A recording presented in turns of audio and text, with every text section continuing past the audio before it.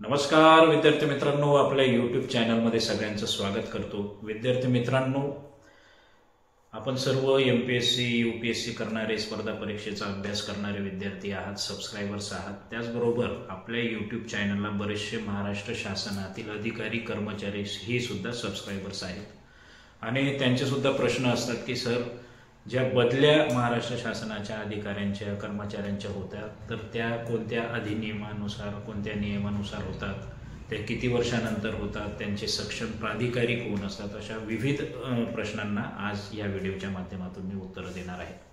विद्यार्थी मित्रांनो, आपल्या सगळ्यांना माहिती आहे की महाराष्ट्र शासनाच्या नोकरीमध्ये जे अधिकारी किंवा जे कर्मचारी रुजू होत असतात तर त्यांच्या बदल्या ह्या विहित कालावधीमध्ये त्या ठिकाणी होत असतात।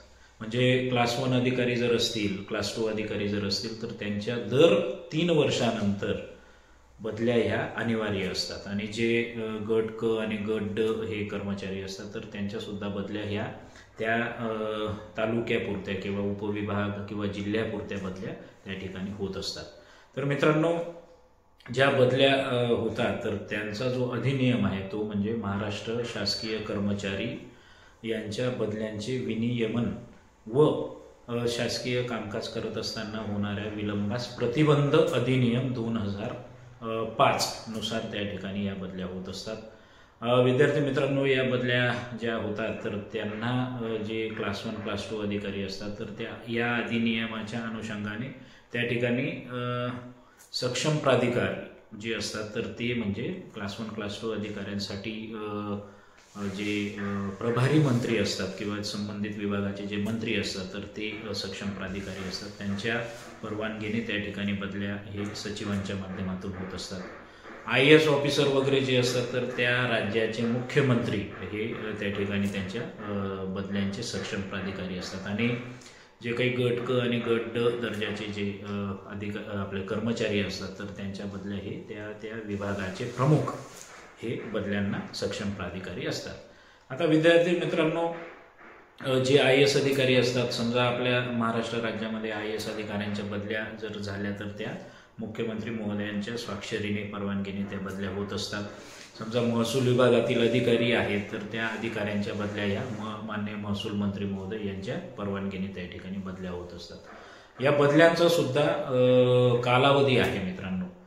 या अधिनियमामध्ये असं नमूद आहे की प्रत्येक वर्षाच्या जानेवारी महिन्यामध्ये त्या ठिकाणी जे अधिकारी कर्मचारी हे बदलीस पात्र आहेत तर त्यांच्या याद्या त्या संबंधित विभागाने करणं अपेक्षित आहे आणि दर वर्षाच्या एप्रिल मे मध्ये त्या ठिकाणी बदल्या होतात। आता नुकत्याच झालेल्या हिवाळी अधिवेशनामध्ये त्या ठिकाणी माननीय मंत्री महोदयांनी डिक्लेअर केलेलं आहे की या ज्या बदल्या होणार आहेत तर त्या कंपल्सरी त्या एप्रिल किंवा मे महिन्यामध्ये या होणार आहेत। म्हणजे मध्यंतरी निवडणुका असतील किंवा इतर बाबी असतात तर त्या बदल्या या ऑगस्ट सप्टेंबरमध्ये सुद्धा झालेल्या होत्या, परंतु आता या बदल्या एप्रिल मे मध्ये होणार आहेत।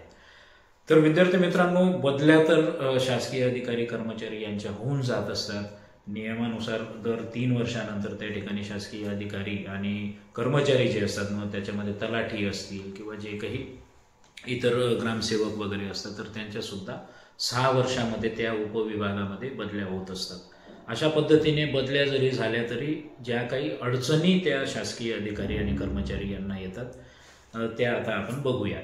आता मित्रांनो, जो अधिनियम आहे तर त्या अधिनियमानुसार प्रत्येकाला हा अधिनियम लागू आहे, त्यामुळे शासकीय अधिकारी म्हटल्यावर प्रत्येकाच्या बदल्या या 3-3 वर्षात होतातच।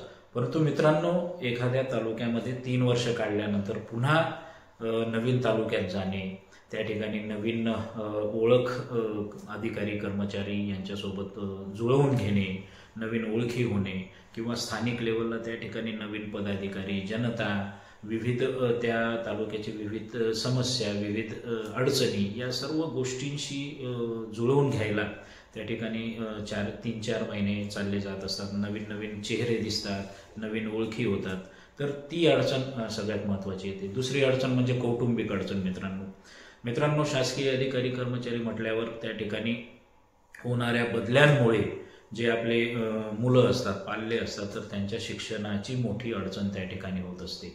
म्हणजे दर 3-3 वर्षात जर बदल्या झाल्या तर आपले जे मुलं असतात, मुलगी असते, तर त्यांच्या शाळा बदलवणं असेल, त्या ठिकाणी नवनवीन ओळखी होणं असेल, नवीन शाळा, म्हणजे याच्यामुळे जे पाल्य असतात, आपले मुलं असतात, तर त्यांच्या मानसिक आरोग्यावर देखील किंवा एक प्रकारे नवीन ठिकाणी पुन्हा 3-3 वर्षामध्ये होणाऱ्या बदल्यांमुळे त्यांना अडचणीसुद्धा येत असतात मित्रांनो. म्हणजे अशा भरपूर अडचणी आहेत. त्यानंतर मित्रांनो सगळ्यात महत्त्वाची अडचण म्हणजे एखाद्या ठिकाणी जर तुम्ही रुळून गेलात, 3 वर्ष त्या ठिकाणी चांगला तालुका असला, चांगलं ठिकाण असलं, तर पुन्हा नवीन ठिकाणी जाणं, मग पूर्ण शिफ्टिंग असेल, सर्व आवरसावर जी असते, म्हणजे साहित्य उचलणं वगैरे, हा प्रकारसुद्धा अतिशय कंटाळवाणा आणि खूप त्या ठिकाणी जीवावर येणारा असा प्रकार असतो. आत्तापर्यंत मित्रांनो मला देखील आता 17-18 वर्ष महसूल विभागात झाल्या, तर माझ्यासुद्धा जवळपास 7 ते 8 ठिकाणी बदल्या झालेल्या आहेत. पूर्वी मी विदर्भात होतो, विदर्भातून त्या ठिकाणी मग नाशिक जिल्ह्यामध्ये, नाशिक डिव्हिजनमध्ये आलो. म्हणजे अशा पद्धतीने खूप लांबचं अंतर देखील पडत असतं. बऱ्याचशा अधिकारी कर्मचारी यांना आपल्या भागापासून 300-400 किलोमीटर लांब अशी नोकरी करावी लागत असते आणि त्यामुळे तो बॅलन्स साधताना त्या ठिकाणी मोठी कसरत होत असते. म्हणून बरेचसे अधिकारी कर्मचारी हे जर आपल्या जिल्ह्यामध्ये किंवा जिल्ह्याच्या जवळ आपल्या तालुक्यामध्ये काम करण्याची जर संधी मिळाली तर ती सोडत नसतात. कारण मित्रांनो कसं असतं, ओळखी पाळखीचे लोक असतात. आपल्याला आपला जिल्हा, आपल्या जिल्ह्याच्या जवळील जिल्हा जरी असला तरी तेथील जी काही लोकॅलिटी असते, माणसं असतात, समस्या असतात, या गोष्टी आपल्याला माहिती असतात आणि जास्त अडचणी येत नाही. त्यामुळे बरेचसे लोक हे गावाजवळ नोकरी करण्यासाठी प्रेफर करत असतात. परंतु असा प्रकार नाही की प्रत्येकाने गावाजवळ नोकरी केली पाहिजे. बरेचसे लोक आता गडचिरोली किंवा चंद्रपूर किंवा मराठवाडा अशा भागामध्ये सुद्धा मोठ्या प्रमाणात त्या ठिकाणी कोकण विभाग असेल अशा भागात नोकरी करताना दिसतात. नाशिक डिव्हिजन असेल तर त्या ठिकाणी सुद्धा बरेचसे मराठवाडा, बरेचसे विदर्भातील लोकसुद्धा इथं नोकरी करताना दिसत असतात. त्यामुळे मित्रांनो अशी काही अडचण येत नाही. परंतु आपण जर सकारात्मकतेने या बदल्यांकडे बघितलं की आता दर 3 वर्षानंतर किंवा मी जर बदलीस पात्र आहे तर माझी बदली त्या ठिकाणी होणार आहे, जशी जर ती मानसिकता आपण डेव्हलप करून घेतली तर निश्चितपणे मित्रांनो बदली झाल्यानंतर कोणताही त्रास होत नाही किंवा अडचण येत नाही. अशा पद्धतीने आपलं बदलीबाबत मी येणाऱ्या अडचणी, कोणता अधिनियम, नियम आहे हे तुम्हाला सांगितलेलं आहे. पुढील व्हिडिओमध्ये नेमक्या बदलीसाठी जिल्हा बदल करायचा असेल किंवा म्युच्युअल बदली करायची असेल तर कोणती प्रक्रिया, कोणती प्रोसिजर आपण अवलंबली पाहिजे हे सांगणार आहे. आणि बदली संदर्भात जर काही प्रश्न तुमचे असतील तर नक्की कमेंट करा आणि चॅनलला सबस्क्राईब करा, व्हिडिओला लाईक करा. सगळ्यांना शुभेच्छा. जय हिंद.